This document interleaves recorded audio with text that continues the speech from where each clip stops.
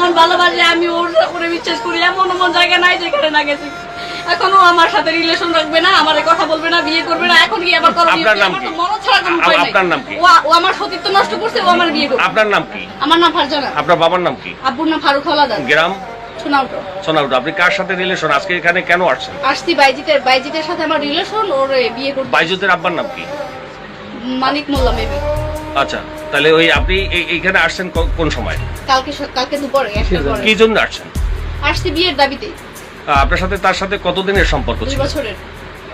2 বছরের। হ্যাঁ। আপনাদের সাথে কোন জায়গায় দেখা হয়েছে বা কোন কোন জায়গায়, স্থানগুলো একটু বলেন। কুয়াকাটা দেখা হয়েছে, তারপর যে বাইজিতের বড় মামা তার বাসায় দেখা হয়েছে। প্রয়োজনে কুয়াকাটার ভিডিও ফুটেজ আপনি নিতে পারেন, সিসিটিভি ফুটেজ। আর হচ্ছে এরকম নানা, আর ওর বাসায় আমার দেখা হয়েছে। ওরে আমারে ও ঢাকার বাসায় নিয়েছিল। কতদিন ছিলেন সেখানে? সেখানে একদিন ছিলাম। ধরেন আমি 2টায় গেছি, 5টায় বের হয়েছি। ওর সাথে একত্রে কতদিন ছিলেন? ওর সাথে একত্রে তা অনেকবার থাকছি, 5-6 বার। আপনি ওর সাথে একত্রে থাকছেন কি জন্য? মানে কোন লোভে আপনাকে? ও আমারে বলছে বিয়ে করবে কুয়াকাটা যাওয়ার আগে।